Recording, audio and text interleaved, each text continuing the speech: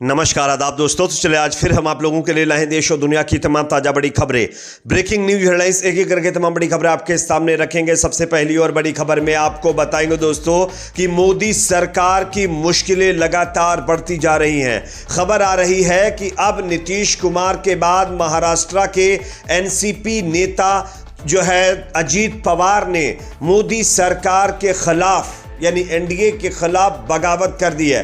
किस मामले में, इसकी जानकारी आगे आपको देंगे। साथ ही साथ अगली बड़ी खबर में आपको बताएंगे दोस्तों कि हिमाचल प्रदेश में नहीं थम रहा मस्जिद विवाद। एक बार फिर हिंदू संगठनों ने सजौली मस्जिद को पूरी तरीके से अवैध घोषित करते हुए नया बवाल खड़ा कर दिया है। किस तरीके से, इसकी भी जानकारी आगे आपको देंगे। साथ ही साथ अगली बड़ी खबर में आपको बताएंगे दोस्तों कि उत्तर प्रदेश के अंदर जिस तरीके से संभल शाही जामा मस्जिद के सामने पुलिस चौकी बनाने का काम किया जा रहा है, इसको लेकर के असदुद्दीन ओवैसी ने मोदी सरकार के साथ साथ बीजेपी योगी सरकार के ऊपर गंभीर सवाल खड़े किए हैं। क्या कहा है ओवैसी साहब ने, इनके बयान को भी सुनाऊंगा। साथ ही साथ खबर दोस्तों आ रही मध्य प्रदेश से, जहां पर भारतीय जनता पार्टी के नेता और पूर्व मध्य प्रदेश के गृह मंत्री नरोत्तम मिश्रा के ऊपर उन्हीं की जो है पार्टी के एक विधायक ने गंभीर आरोप लगाए हैं। यानी कांग्रेस पार्टी के विधायक ने गंभीर आरोप लगाए। किस तरीके से,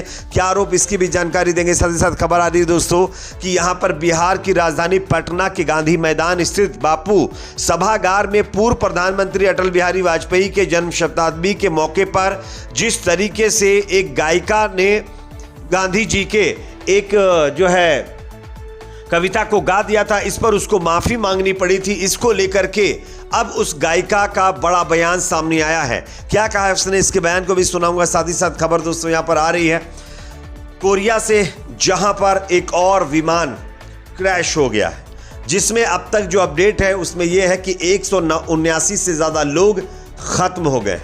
दरअसल क्या प्रॉब्लम इस प्लेन में आई थी, इसको लेकर के एक ताज़ा अपडेट है जो मैं आपको बताऊंगा। साथ ही साथ नेतन्याहू को एक गंभीर बीमारी हो गई है दोस्तों, जिसके चलते नेतन्याहू का आज ऑपरेशन होने वाला है। इससे जुड़ी भी अपडेट आपको देंगे। उससे पहले एक छोटी सी रिक्वेस्ट आपसे करेंगे, अगर ये वीडियो आपको पसंद आए तो लाइक ज़रूर करिए, चैनल पर नए हैं तो सब्सक्राइब करने के बाद बेल आइकन को प्रेस करना ना भूलें। बात करेंगे पहली और बड़ी खबर की। जैसा कि आप जानते हैं दोस्तों कि नीतीश कुमार लगातार मोदी सरकार से नाराज चल रहे हैं, ऐसा दावा किया जा रहा है। हालांकि 2 दिन पहले नीतीश कुमार की तरफ से यह स्पष्ट किया गया है कि वो मोदी सरकार एनडीए से नाराज नहीं है, लेकिन अंदर खाने ऐसा लग रहा है कि जेडीयू मोदी सरकार के कार्यकाल में खुश नहीं है, जिसके चलते वो आने वाले बिहार विधानसभा चुनाव में अकेले मैदान में उतर सकती है। लेकिन अब दोस्तों जेडीयू के बाद एनसीपी यानी अजीत पवार भी एनडीए से नाराज हो गए और उन्होंने बाकायदा बीजेपी से बगावत भी कर दी है। किस तरीके से, किस मामले में, आप देखिए। नए साल के साथ ही दिल्ली विधानसभा चुनाव की तारीखों का ऐलान हो जाएगा। चुनाव जैसे जैसे नजदीक आ रहे हैं वैसे वैसे तमाम पार्टियों के नेता अन्य दलों पर, खास करके आम आदमी पार्टी पर हमलावर होते दिख रहे हैं। इन सब के बीच बड़ी खबर यह है कि राष्ट्रवादी कांग्रेस पार्टी यानी एनसीपी, अजीत पवार ने भी चुनाव मैदान में 11 उम्मीदवार दिल्ली के अंदर उतारे हैं और इससे बीजेपी की टेंशन बढ़ सकती है। दिल्ली विधानसभा चुनाव में प्रमुख आम आदमी पार्टी, भाजपा और कांग्रेस के अलावा कई अन्य दल मैदान में उतर रहे हैं। दिल्ली चुनाव में भाजपा के साथ वैसे तो जेडीयू लोजपा जीतन राम मांझी का हम गठबंधन के साथ चुनाव लड़ रही है। जेडीयू 2 सीटों पर, लोजपा 1 सीट पर और अपना उम्मीदवार खड़ा कर सकती है। वहीं अब एनसीपी के आने से भाजपा की टेंशन और बढ़ गई है। बताया जा रहा है कि 11 उम्मीदवार अजीत पवार ने दिल्ली विधानसभा चुनाव में बीजेपी के सामने उतार दिए हैं, जिससे अब यह स्पष्ट हो रहा है कि बीजेपी के खिलाफ दिल्ली चुनाव में अजीत पवार ने खुलकर बगावत कर दी है। बात करेंगे अगली खबर की, जो कि सामने दोस्तों यहां पर आ रही है। मस्जिद को लेकर के हमारे देश में लगातार विवाद बढ़ता जा रहा है दोस्तों। अलग अलग राज्यों में अलग अलग मस्जिदों को लेकर के हिंदू संगठनों की तरफ से विवाद खड़े किए जा रहे हैं। इसी बीच खबर आ रहा है दोस्तों हिमाचल प्रदेश से, जहां पर शिमला की संजौली मस्जिद का मामला एक बार फिर गर्माता नजर आ रहा है। देवभूमि संघर्ष समिति ने मस्जिद को पूरी तरीके से अवैध करार दिया है। हिंदू पक्ष की ओर से पैरवी कर रहे अधिवक्ता जगत पाल ने राजस्व अभिलेखों से छेड़छाड़ की आशंका जताई है उन्होंने दावा किया है कि राजस्व रिकॉर्ड और जामा बंदी के अनुसार मस्जिद के जमीन का स्वामित्व हिमाचल सरकार के पास है। ऐसे में वक्फ बोर्ड द्वारा राजस्व रिकॉर्ड पेश करने के लिए समय मांगना संदेह पैदा करता है। और बताया भी जा रहा है कि इस संगठन की तरफ से जो संजौली मस्जिद को लेकर के विवाद खड़ा कर रहा है, जिसका नाम देवभूमि संघर्ष समिति है, इसने इस मस्जिद को पूरी तरीके से इसकी जो जमीन है उसको अवैध बता दिया है। उनका कहना है कि ये जो मस्जिद बनाई गई है पूरी तरीके से अवैध है और इसको या तो सरकार अपने कब्जे में ले या फिर इसका कब्जा मुस्लिम समुदाय से छीन लिया जाए। अब देखना यह होगा कि आगे कोर्ट में इस पर क्या होता है। लेकिन दोस्तों, एक बार फिर संजौली मस्जिद का विवाद चर्चा में आता जा रहा है। एक और बड़ी खबर आ रही है दोस्तों, उत्तर प्रदेश के संभल में जामा मस्जिद विवाद लगातार बढ़ता जा रहा है। 2 दिन पहले जिस तरीके से ऐलान किया गया कि जामा मस्जिद के सामने पुलिस चौकी बनाई जाएगी ताकि देखरेख हो सके, लेकिन इसको लेकर के असदुद्दीन ओवैसी का बड़ा बयान सामने आया है। असदुद्दीन ओवैसी उत्तर प्रदेश के संभल में शाही जामा मस्जिद के सामने पुलिस चौकी बनने से नाखुश हैं। एमआईएम के प्रमुख और हैदराबाद के सांसद ओवैसी ने शनिवार को बयान दिया है और कहा कि उत्तर प्रदेश सरकार के पास शराब, बार और पुलिस चौकियों के अलावा किसी और चीज़ के लिए पैसा नहीं है।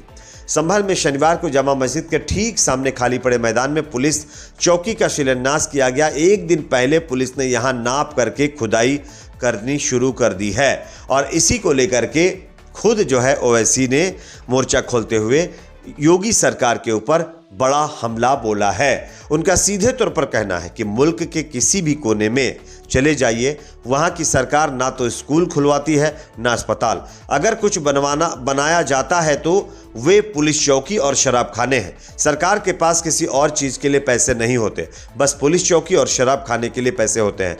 डेटा खुद ये कहता है कि मुसलमानों के इलाकों में सबसे कम सरकारी सुविधाएं फराहम यानी बांटी जाती हैं। तो सीधे सीधे योगी सरकार को यहां पर टारगेट पर लिया गया है। एक और बड़ी खबर दोस्तों आ रही है मध्य प्रदेश से, जहां पर बीजेपी के दिग्गज नेता नरोत्तम मिश्रा के ऊपर कांग्रेस पार्टी के विधायक ने बहुत गंभीर आरोप लगाए। दोस्तों आप देखिए खबर को। मध्य प्रदेश के दतिया जिले से बड़ी खबर सामने आ रही है। दतिया से कांग्रेस विधायक राजेंद्र भारती के खिलाफ चल रहे धोखाधड़ी के केस में विशेष सत्र न्यायालय ने सुनवाई की। इस दौरान भारती ने कोर्ट में एक आवेदन दायर करते हुए पूर्व गृह मंत्री और बीजेपी नेता नरोत्तम मिश्रा और उनके परिवार पर गंभीर आरोप लगाए हैं। उन्होंने दावा किया है कि नरोत्तम मिश्रा और उनका बेटा भतीजा केस को प्रभावित कर रहे हैं और न्यायिक प्रक्रिया को अपने पक्ष में मोड़ने की कोशिश कर रहे हैं। इसके अलावा उन्होंने आरोप लगाया कि दतिया के डीपीओ और एडीपीओ भी मिश्रा के पक्ष में काम कर रहे हैं। तो यह अपने आप में बहुत बड़ा आरोप नरोत्तम मिश्रा के ऊपर लगाया गया है। एक और बड़ी खबर दोस्तों सामने आ रही है। यहां पर गांधी जी के भजन को गाने पर जिस तरीके से बिहार के अंदर एक गायिका को माफी मांगनी पड़ी थी बीजेपी के कार्यक्रम में, उसको लेकर एक बड़ी खबर है। आप देख सकते हैं बिहार की राजधानी पटना के गांधी मैदान स्थित बापू सभागार के पूर्व प्रधानमंत्री अटल बिहारी वाजपेयी के जन्मशताब्दी के अवसर पर 25 दिसंबर को मैं अटल रहूंगा कार्यक्रम का आयोजन किया गया था। इस कार्यक्रम में मशहूर लोक गायिका देवी ने रघुपति राघव राजाराम पतित पावन सीताराम भजन प्रस्तुत किया। लेकिन जैसे ही गायिका ने ईश्वर अल्लाह तेरो नाम वाली पंक्ति कही, सभा में हंगामा मच गया। कुछ लोगों ने विरोध शुरू कर दिया, जिसके कारण गायिका को माफी मांगनी पड़ी थी।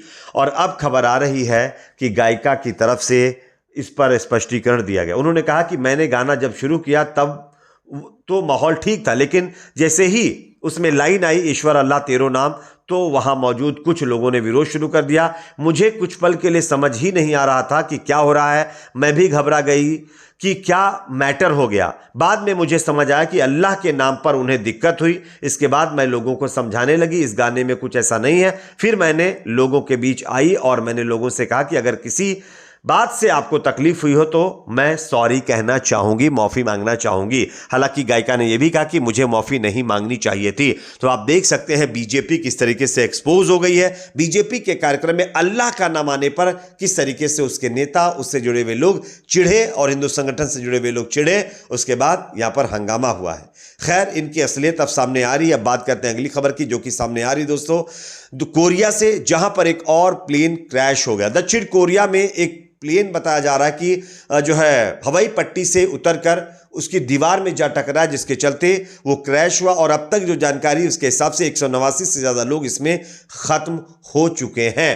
बात करेंगे अगली खबर की, जो कि सामने आ रही है दोस्तों नेतन्याहू को लेकर के। नेतन्याहू को गंभीर बीमारी हुई है, जिसके चलते उनका आज ऑपरेशन कराया जा रहा है। बताया जा रहा है कि यूरिनरी जो है ट्रैक्ट इंफेक्शन की वजह से नेतन्याहू काफी परेशान थे, जिसके चलते उनका आज ऑपरेशन किया जा रहा है। देखना यह होगा कि ऑपरेशन के बाद इनका क्या हाल होता है। आप इस पर क्या कहना चाहेंगे कमेंट सेक्शन में बताएं। वीडियो को लाइक शेयर, चैनल पर नए तो सब्सक्राइब जरूर करें।